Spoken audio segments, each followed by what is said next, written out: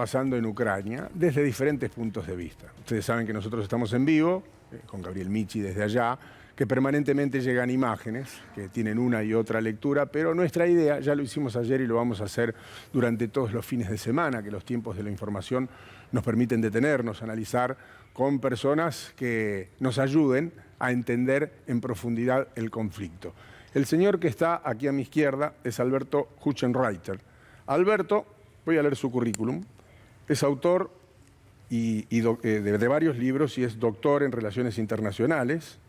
Tiene un posgrado en Control y Gestión de Políticas Públicas. Es profesor titular de Geopolítica en la Escuela Superior de Guerra Aérea. Es ex profesor de la UBA. Fue director del ciclo Eurasia en la Universidad Abierta Interamericana, director del medio Equilibrium Global, columnista y colaborador en revistas especializadas nacionales e internacionales, autor del libro La política exterior rusa después de la Guerra Fría y La gran perturbación, entre otras obras, es decir, un hombre de sólidos conocimientos, y por eso lo hemos convocado. Gracias por venir, Alberto. Gracias por invitarme. Primero, su lectura, porque leemos muchas cosas, información llega, lo que es difícil es separar la paja del trigo en este caso, ¿no? Así es, estimado. Yo considero que cualquier apreciación sobre este conflicto debe basarse en cuestiones relativas con políticas de grandes poderes. Esto es geopolítica, cuestiones relativas con las ganancias de poder, maximización de poder, recursos, intenciones. Porque si nosotros aplicamos una mirada relativa con tratar de entender esto exclusivamente de cuestiones relativas con las características de los líderes, los grandes principios del derecho internacional público, es importante el enfoque, pero es muy insuficiente para este caso donde, desde mi punto de vista, importan las cuestiones relativas con los intereses de los estados. ¿Y cuáles son los intereses en este caso que nos lleva a este punto de conflicto? Bueno, a medida que comenzó el conflicto, pasaron los días, hoy estamos en el día 11 del conflicto, evidentemente y justificadamente Rusia aparece como el actor que recurrió a un acto de agresión en la política internacional, violó uno de los grandes principios del derecho internacional público, que es el principio de integridad territorial de los estados, y desde este punto de vista, sin duda, que Rusia aparece como responsable. Ahora, si uno aplica una mirada más volcada a lo estratégico, yo creo que este conflicto tiene responsabilidades que no colocan a Rusia en el centro. Yo considero que este conflicto tiene mucho tiempo. Algunos consideran que el año 2014 es clave para entender el conflicto, el momento en que Rusia se anexiona o reincorpora, depende de qué lugar se lo mire, la península de Crimea. A partir de allí comienza la guerra de baja intensidad en el este de Ucrania y termina con el reconocimiento de Rusia de la independencia de Lugansk y Donetsk. Pero desde mi punto de vista, yo creo que este conflicto arranca desde el mismo momento en que terminó la Guerra Fría. ¿Por qué digo esto? Porque cuando terminó la Guerra Fría, Estados Unidos, que fue el ganador de la Guerra Fría, más allá de que las consecuencias de la caída de la Unión Soviética han sido básicamente económicas, mantuvo una política de maximización de poder cuyo objetivo fue evitar que en Rusia surgiera eventualmente una nueva amenaza a la supremacía del Occidente. Por lo tanto, puso en marcha, desde mi punto de vista, determinadas políticas relativas con este objetivo. Una de ellas fue la ampliación de la OTAN, que comienza en el 99. Una ampliación que fue normal en su primera ola, Polonia, Hungría, la República Checa. Pero las alarmas en Rusia se encendieron cuando vino una segunda ola e ingresaron a la Alianza Atlántica otros países, los países del Báltico. Y fundamentalmente el año 2008, cuando en la reunión de Bucarest, la OTAN emitió una declaración donde veía posible el ingreso, eventualmente, de Georgia y Ucrania. Esto generó casi automáticamente la reacción de Rusia en Georgia, fue a la guerra para evitar esta situación, y posteriormente vinieron los acontecimientos de Ucrania en 2013-2014, que costaron a Ucrania la mutilación territorial. Hutchenreiter, para decirlo en criollo, lo que empezó a sentir la Federación Rusa es que le rodeaban la manzana. Es una buena manera de mirar la situación. Rusia es un país de poder básicamente terrestre. Cuando uno mira el mapa de Rusia se encuentra con con una sensación de fortaleza, porque esto es un país continente, pero cuidado a la hora de considerar el sentimiento o apremio geopolítico que tienen todos los líderes, desde el zarismo, la época soviética y la Federación Rusa hoy, puesto que es un país que limita con muchos países e históricamente, protohistóricamente, diría que siempre se sintió amenazada y llegó a sufrir invasiones incluso de poderes del oeste y también del este, en su momento con Japón, ¿no? De manera que Rusia sufrió a los lituanos, a los polacos, a Francia. En el siglo XX fue invadida 2 veces por Alemania. La segunda se basó en una ambición geopolítica del siglo que pretendía la Alemania nazi convertir a Rusia en un lejano país del este y prácticamente colonizar y esclavizar la zona de los recursos de la Unión Soviética. Y ahora con la OTAN vuelve a sufrir, a sentir esa presión geopolítica. De manera, para contestar rápidamente su pregunta, cualquier situación que implique un desbalance territorial en lo que Rusia considera sus zonas geopolíticamente rojas, automáticamente hay un acto de defensa contraofensiva, así lo denominan en Rusia. Esto es, utiliza la fuerza para evitar que cualquier región roja implique que esa región se convierta en una parte de una alianza político-militar, en este caso la OTAN. Quería preguntarle sobre la actitud de Putin, porque si bien está recibiendo a todos los diplomáticos, pareciera que es por la galería y porque la verdad es que no se encuentra una salida diplomática, sigue avanzando.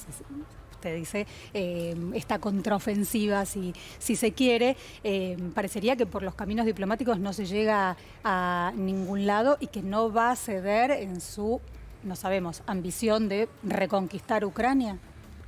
Claro, mire, los caminos diplomáticos, las ventanas diplomáticas desde hace muchos años se vienen trabajando y ustedes deben recordar que hace 3 semanas o un poquito más había una frenética diplomacia tratando de evitar lo que prácticamente se venía, ¿no? Porque nadie concentra 160.000 efectivos alrededor de un territorio para ejercer solamente una presión emocional o psicológica. De manera que esa diplomacia cayó cuando lo que yo denomino la demanda cero de Rusia, esto es una garantía por parte de Ucrania o de la OTAN de no expandir más la OTAN al este del este o al inmediato oeste de Rusia. Cuando esta demanda no tuvo lugar, no estuvo sobre la mesa de las negociaciones, allí cayó la ventana diplomática y Rusia pasó a una segunda fase inesperada para muchos, inesperada en relación con la decisión militar e inesperada con avanzar por todas las fases en relación con la intervención o invasión en el territorio de Ucrania.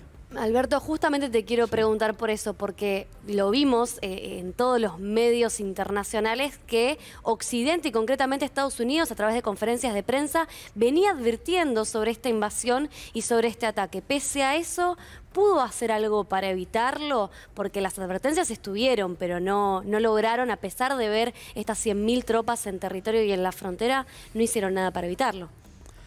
Bueno, yo considero que estamos hablando de grandes poderes, ¿no? Y sobre todo cuando hablamos de Rusia, no podemos esperar que no se cumplan las advertencias, ¿no? Es un poder terrestre, es un poder de geopolítica vital, real, y Rusia considera que su extranjero próximo, es decir, Bielorrusia, Ucrania, Georgia, repúblicas del Asia Central, forman parte de su interés vital. El interés vital implica que si están en peligro para Rusia estas regiones, puede recurrir a la guerra. De hecho, pasó en el 2008, tomó Ucrania en la península de Crimea en el 2014 y ahora fue a la guerra. Yo considero que Estados Unidos es parte del problema. Y pudo haber disuadido en su momento, porque esta no es una decisión que Ucrania toma solo en este escenario.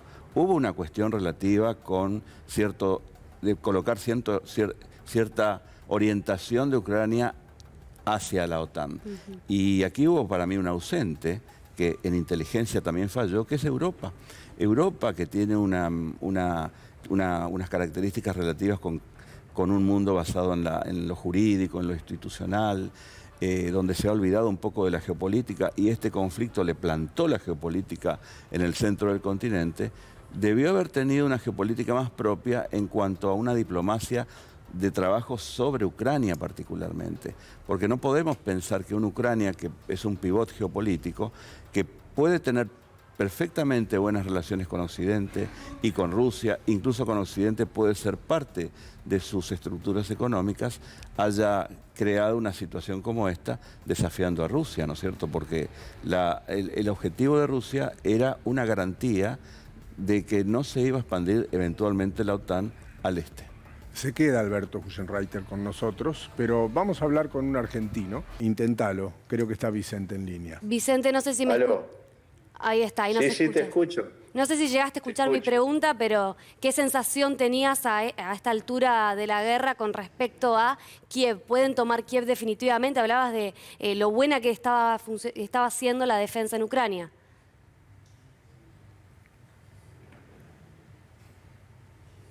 Qué pena, se corta. Bueno, vamos a tener que dejar la comunicación acá. Vamos a seguir hablando con Alberto Husenreiter. Él es autor de varios libros y es doctor en Relaciones Internacionales. Tiene un posgrado en Control y Gestión en Políticas Públicas. Es profesor titular de Geopolítica en la Escuela Superior de Guerra Aérea. Es ex profesor de la UBA. Fue director del ciclo Eurasia en la Universidad Abierta Interamericana. Director del medio Equilibrium Global, columnista y colaborador en revistas especializadas nacionales e internacionales, y es autor, como decíamos antes, de dos libros muy importantes: La política exterior rusa después de la Guerra Fría, justo tema que nos convoca, y La gran perturbación. Por eso está aquí hoy con nosotros, porque nos puede ayudar a entender mejor la situación, más allá de las imágenes que siempre son impactantes, Alberto. Así es. Sí, el objetivo de un analista siempre es crear más dudas de las que existen con el fin de que se pueda pensar estratégicamente más los conflictos. Lo que decía Vicente es interesante porque de alguna manera nos está diciendo cómo fue evolucionando este conflicto. Aquí cayó, diría yo, otras cuestiones relativas con cómo se iba a desarrollar el conflicto. Cuando finalmente no sigue la diplomacia y Rusia pasa a utilizar el músculo militar en Ucrania, había 4 fases de intervención. Primero, ingresar y quedarse en la zona de las repúblicas independientes reconocidas por Rusia, Lugansk y Donetsk, ¿no? El segundo escenario era ocupar un sector territorial más grande, que son los oblast o regiones de Lugansk y Donetsk. El tercer escenario era ocupar la mitad del territorio de Ucrania, digamos, con el fin de evitar que tenga contacto eventualmente la OTAN con Rusia. Y la última fase era dirigirse a todo el territorio de Ucrania. Y pasó esto, la fase 4. Hoy tenemos a Rusia tratando de lograr el objetivo principal en esta intervención, que es la captura de la capital y eventualmente la captura del gobierno y posterior juicio a los miembros de este gobierno, porque este es el objetivo. Esto explica por qué aumentó el poder de fuego, la violencia, la masa militar en Ucrania y por qué hay tantos refugiados. Hay más de 1.700.000 refugiados. Esto puede convertirse en uno de los grandes desastres humanitarios de la región, localmente, regionalmente y globalmente. De manera que el objetivo, hasta tanto no haya una propuesta del gobierno de Ucrania de conversar en relación con adoptar una medida relativa con no ser parte de ninguna organización política militar, hablamos básicamente de la OTAN, no va a detener la embestida de Rusia. ¿Y por qué no puede una nación independiente adherirse, por ejemplo, a la OTAN? ¿Por qué Rusia puede poner sus deseos sobre una nación independiente como Ucrania, que tal vez expresa su deseo de ingresar a un organismo como la OTAN? Es una pregunta interesante porque la gente se pregunta por qué un país independiente no puede tomar sus decisiones libremente, ¿no? Ucrania es un país independiente. Ahora es también un pivot geopolítico. Entendiendo por pivot geopolítico, está ubicado en una zona sensible, ¿no? Los países son como los parientes. Uno no elige a los parientes y hay parientes buenos, unos nos gustan menos, tenemos más empatía. A Ucrania le toca tener al lado a Rusia, un país sensiblemente, muy sensible territorialmente hablando. Lo que usted dice es muy cierto, pero a la hora de los intereses hay que pensar la política internacional como una política de poder antes que de derecho. Por eso Rusia aplica la fuerza. Es terrible.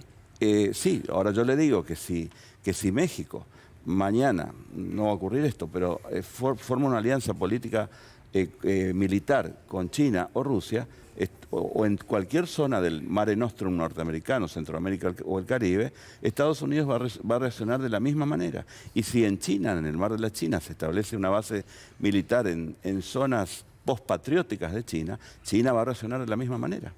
Alberto, gracias por haber venido. De todas maneras, lo convoco a que se quede, porque esto también es guerra, no solamente los tiros, los misiles, los helicópteros, los aviones, los soldados. Guerra también es lo que nos presenta Ana, que son las informaciones falsas que permanentemente circulan.